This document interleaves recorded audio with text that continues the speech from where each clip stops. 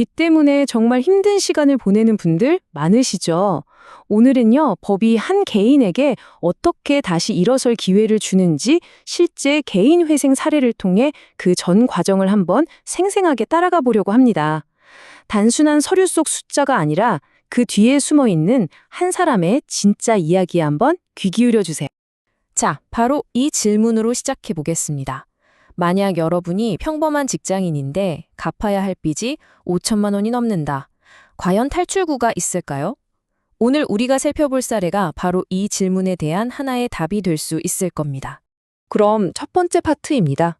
도대체 어떤 상황이었기에 법원의 문을 두드릴 수밖에 없었을까요? 이 분의 재정 상태를 현미경으로 들여다보듯이 아주 자세히 한번 살펴보겠습니다. 이 이야기의 주인공은요, 1994년생이고 동서천 농업협동조합에서 근무하는 정말 평범한 사회인입니다.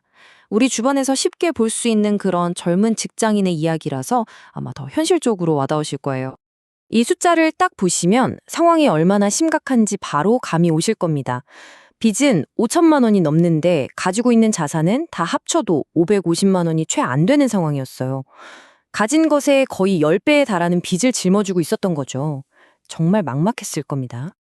아니 그러면 그 550만 원이라는 자산은 대체 뭘까요? 놀랍게도요. 그게 거의 전부가 2015년식 티볼리 자동차 한 대의 가치였습니다. 이 차를 빼면 사실상 아무것도 없는 거나 마찬가지인 그런 절박한 상황이었던 거죠.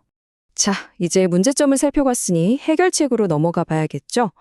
법원은 이 신청인의 재정 상황을 바탕으로 어떻게 현실적인 상환 계획, 즉 앞으로 나아갈 길을 만들어주는지 그 청사진을 한번 그려보겠습니다. 계산 방식은요, 생각보다 아주 간단합니다. 딱 이 세 단계만 기억하시면 돼요.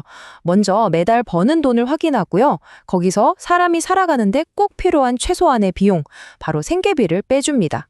그리고 남는 돈, 그게 바로 매달 빚을 갚아나갈 돈이 되는 거죠. 어때요? 아주 논리적이죠? 자, 그럼 이 공식의 실제 사례를 대입해 볼까요? 이분의 월 평균 소득은 약 199만 원이었습니다. 200만 원이 채 안 되는 소득이죠. 모든 계산은 바로 여기서부터 시작됩니다. 다음 단계는 생계비를 빼는 겁니다. 법은 이렇게 말하는 거예요. 빚 갚는 것도 중요하지만 일단 먹고는 살아야 한다. 그래서 1인 가구를 기준으로 최소한의 생활을 보장하기 위해 약 143만 원을 소득에서 제외해 줍니다. 이 돈은 절대 건드릴 수 없는 돈인 거죠.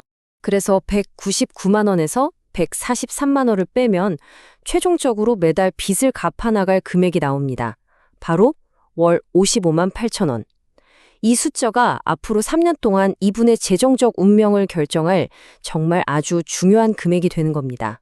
그런데 여기서 이런 질문이 생길 수 있어요. 채무자가 이렇게 일부만 갚아도 된다면 돈을 빌려준 채권자 입장에서는 너무 불리한 거 아닐까요? 바로 그 점을 보완하기 위한 핵심 법률 원칙이 있습니다. 그걸 소개해 드릴게요. 바로 이 청산가치 보장의 원칙이라는 건데요. 말이 좀 어렵죠. 아주 간단히 말해서 개인회생 계획을 통해 갚는 돈의 총 가치가 지금 당장 파산해서 재산을 다 팔아치울 때보다 채권자에게 더 이득이 되어야 한다는 뜻입니다. 즉 회생 절차가 채권자에게도 더 나은 거래여야만 법원이 허가를 해주는 거죠. 이 그림을 보시면 원칙이 어떻게 적용되는지 한눈에 보입니다. 만약 지금 당장 파산해서 차를 판다면 채권자들이 받을 돈은 548만 원에 불과해요. 하지만 3년간 꾸준히 갚는 돈의 가치를 현재 시점으로 환산하면 약 1,886만 원이 됩니다.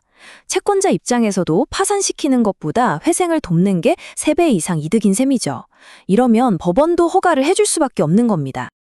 자, 이제 마지막 장입니다. 이 모든 복잡한 계산과 법적 검토를 거쳐서 마침내 확정된 최종 계획은 어떤 모습일까요? 그 결과를 함께 보시죠. 앞으로의 3년, 즉 36개월의 여정이 이렇게 그려집니다.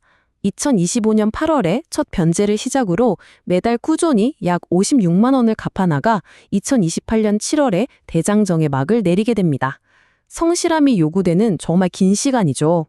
그렇게 매달 55만 8천 원씩 36개월을 꼬박 갚으면 총 상환액은 약 2,011만 원이 됩니다. 원래 빚이 5천만 원이었던 걸 생각하면 이 숫자가 어떤 의미를 갖는지 바로 다음 슬라이드에서 확인해 보시죠. 이 도넛 차트를 보시면 결과가 한눈에 들어옵니다. 원래 빚의 원금 중 40%에 해당하는 약 2,011만 원을 3년에 걸쳐 갚으면 나머지 원금 60%는 법적으로 탕감받게 됩니다. 즉, 성실한 상환을 통해 부채의 상당 부분을 해결하는 것이죠. 그리고 이 3년의 힘든 여정을 마쳤을 때 얻게 되는 보상은 바로 이것입니다. 책임 면제, 즉 남은 빚이 모두 사라진다는 뜻입니다. 과거의 빚에서 완전히 벗어나 말 그대로 새로운 출발을 할 수 있는 기회를 법적으로 보장받는 거죠. 오늘 우리는 한 개인의 재정 회복 사례를 쭉 따라가 봤습니다. 이것은 과도한 빚으로 고통받는 사람에게 주는 합리적인 두 번째 기회일까요? 아니면 빚을 성실히 갚는 사람들과의 형평성 문제를 낳는 도덕적 해이를 유발할 수 있을까요? 이 질문을 여러분께 남기며 오늘 설명을 마치겠습니다.